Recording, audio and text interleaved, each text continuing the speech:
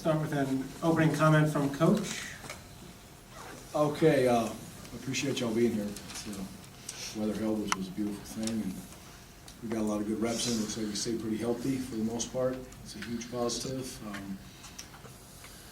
We were looking for a few things. Execution overall was pretty clean from an offensive and defensive standpoint. And we'll go back and make the corrections that we need. But we talked about administrative penalties and things that you can avoid pre-snap. Those were pretty good. We played a lot of young kids at the end. There was a couple of snaps on the ground. Our second center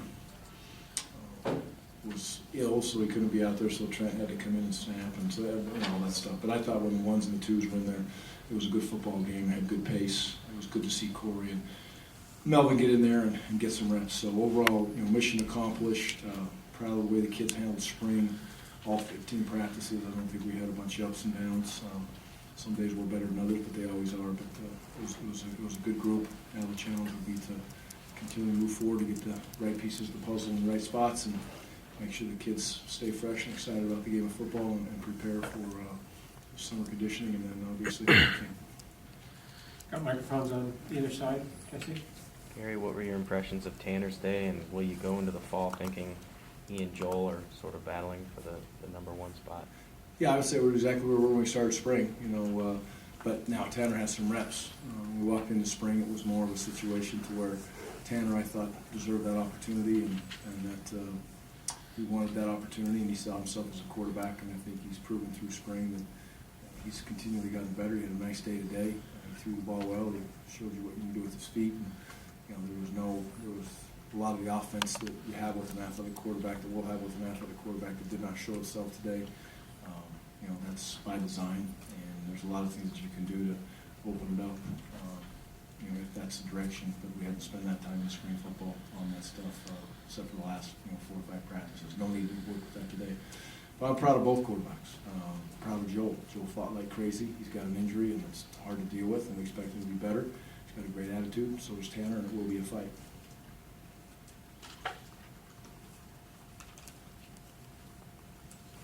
Gary, I know you just start to build your identity in the spring. Do you think you're closer to an identity on defense than offense right now, and what would that be, do you think? Yeah, I would think so. Especially the last probably Thursday before the last scrimmage, they kind of started to really kind of gel together. I think they look at themselves as a defense that has the capability and the speed to make some big plays. They want to be physical. Are they going to stopping the run is going to be a big question, and that'll be the big question when that offensive line comes back in the fall and they're at full strength, and Melvin and Corey are running more, and Derek's back at the fullback. There's a lot of that stuff there that you don't see that much in the spring. They have to stop the run against us, and then the first opponent runs the ball really well, also LSU. So we'll know early, but I think they've gained some confidence. They got a little juice when they take the field, which I like, and the defense is a little bit ahead right now, I would say. But the biggest reason is because of there's a lot more injuries on the offensive side of the football, or a lot more pieces of the puzzle that I don't allow to be there. Two tailbacks that we all know are special. It changes, and you see it when we thought about the game changes when Melvin's in there, more Corey's in there, regardless of what offensive line is playing. Jeff. Gary Warren played end a lot. I mean, is he going to play inside, outside, or can he play both? What's the plan for him? Yeah, it's a great point that you guys don't miss anything, do you? It's pretty good. The ability to move Warren from the nose to the end is something that we will continue to work with in fall camp. It may be by package. The fact that Warren plays a 0 and a nose, he can do that. He's proven he can do that. If we have some other nose guards, then he ends up being the best end. He's spent many years of his career playing a 3 technique, and the difference between a 3 technique and a 4-eye is about 6 inches. So not a lot of difference that comes with that. So he's a valuable player, and we need to make sure we just get him on the field in the right spots. And Warren's challenge is to be prepared to play, upwards of 60 snaps a game. So he's got to get himself in shape to be able to handle that. I know Jack missed a kick early, but were you pleased with the way he responded? I think he hit one from 41 and 30. Yeah, he missed the one, and it's good to get those kids in that situation. We've been fairly solid in the kicking game, and they challenged a whole bunch in spring.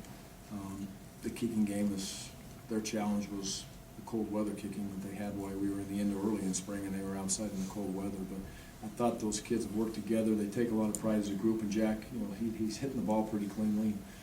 Came off his foot a couple times pretty nice today. Did miss the one, but he also had some very good things going. And I like the snaps. We seem to be in a good shape there as far as moving forward with the snappers and the holders, and we should be. We've got the same guys we've had in the past, but it's good to see that happen. Gary, given the injuries you mentioned on offense and then how they're limited coordinate, how would you evaluate the progress of the offense overall this spring?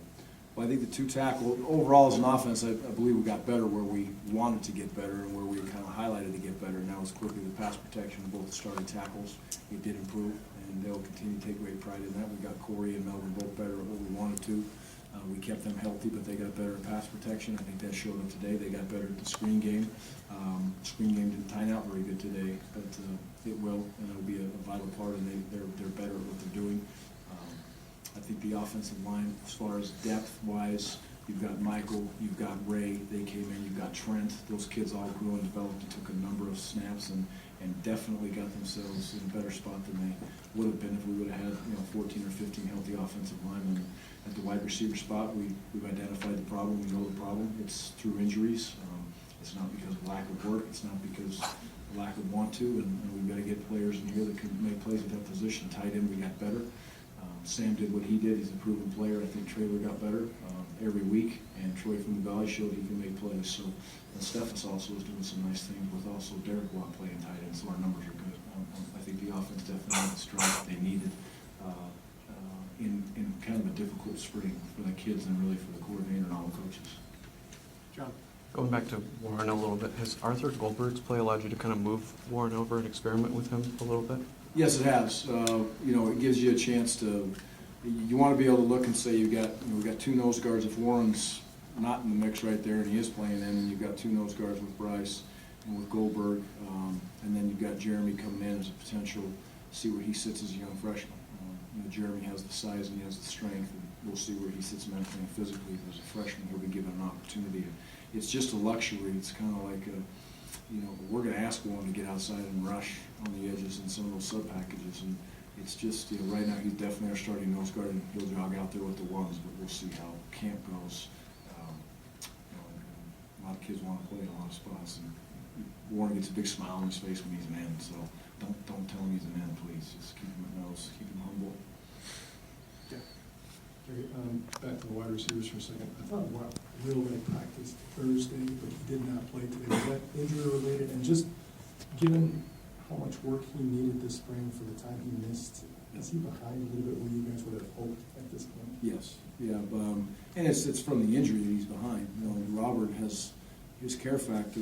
His daughter's down now. He wants to get out there, and you were right. We put him in some limited thud scenarios on Thursday, and I believe, if I remember right, even on Tuesday he was in some of those, and today it just wasn't the time to take a chance. It's still the need. Yeah, he's not 100% yet, but we project him and expect him to be 100% before he goes home for the 3-week break in the summer, and that needs to happen. If that doesn't happen, then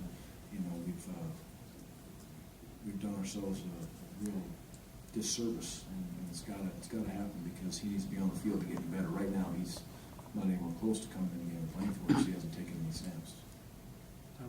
Gary, why was Bart Houston unable to mount a more serious challenge to the quarterback job?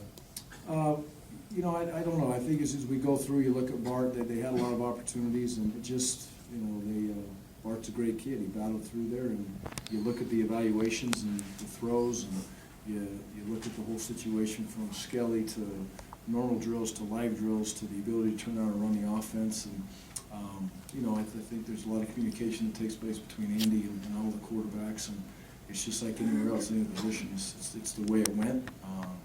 Bart's a tremendous young man. He's a tremendous kid, but he's not in the fight right now for the starting quarterback position, and we'll see what that brings for the future. But he's a vital part of this program, and will continue to be, and he's kept a good attitude. But there's a lot that goes into that as far as like any position battle, who's in first place, who's in second place, I guess you could say. But we'll just keep moving down the lines, and those two kids are going to get most of the reps in the fall.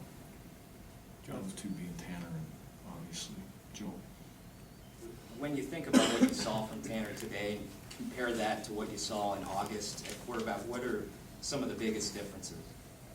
He carries himself like a quarterback. You know, I think when he walked in here before, he carried himself like a quarterback that was absorbing a very difficult offense and new terminology and so much of the run checks that he has to handle and the demeanor that he carried himself with last August and what he carries himself with today is really completely different. You know, you can always have the athleticism, you have the ability to throw the football, but you got to fit within the system.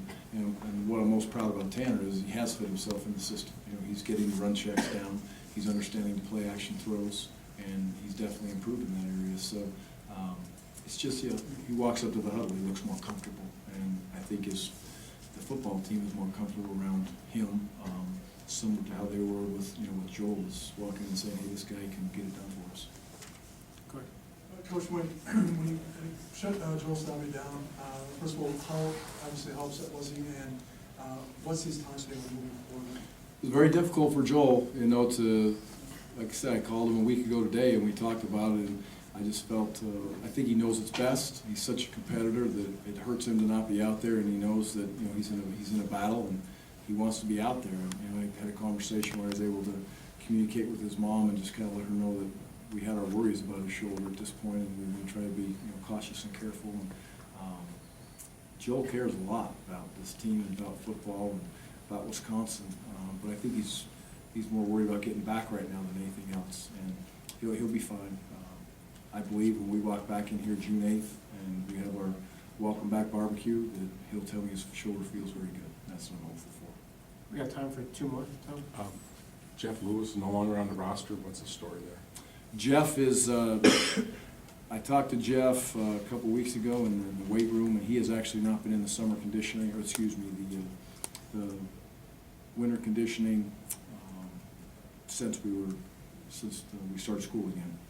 And he's going to transfer, and he wants to play somewhere, and I'm in the process of helping him and help him get to a spot where he wants to go be able to play football. And that was decided really even before the bowl game. It's something that he wants to do. He's going to get his degree, so I've allowed him to be able to get to school, get his degree, continue to work out, and get himself in a position to transfer. And he wants to play tailback, and I think he's a tremendous kid, and I need to give him that opportunity to go play tailback somewhere this senior year. Very kind of a big picture question. Last year you came in, had to deal with a large senior class and to kind of bridge things. This year's a little bit different. Is this going to be a different challenge, a more significant challenge? You know, you've got some of your guys, but not all your guys, of trying to replace all those guys and keep things going. Yeah, I don't really think it's, I don't feel it's any different. You know, you walk in and what's different is we've all been together for a year, and, excuse me, that makes it very different. But as far as, you know, the number of young kids on this team, it is a challenge to get young kids prepared to be in the moment when their bodies are already physically prepared to be able to play at this level, if that makes sense. And that's something that's coaching. So when I say that on the field, that's the challenge. Off the field, it's having the young kids, when I say young, maybe a sophomore, maybe even sometimes a junior, that hasn't had to be in a leadership role because this team had, you know, 24, 25 seniors on it. And those kids have never been asked to be in a leadership situation in the huddle, in the locker room, you know, in school one day. They've never had to do that. And they've kind of got policed by the older kids. That's the challenge, is for those young kids to be able to police themselves, make sure they're doing the right things on and off the field, take care of their business, and be, if they're a vocal leader, be a vocal leader. If you're a leader by example, be a leader by example. And a couple of kids have really jumped out. Caputo, Big Rob, done an unbelievable job becoming leaders, and so is Landish. And that's where we need to be. You know, you don't need 10 great leaders. You just need a couple good leaders, and we've got them on each side of the ball, and that's definitely moving forward. Thanks, Coach. Okay.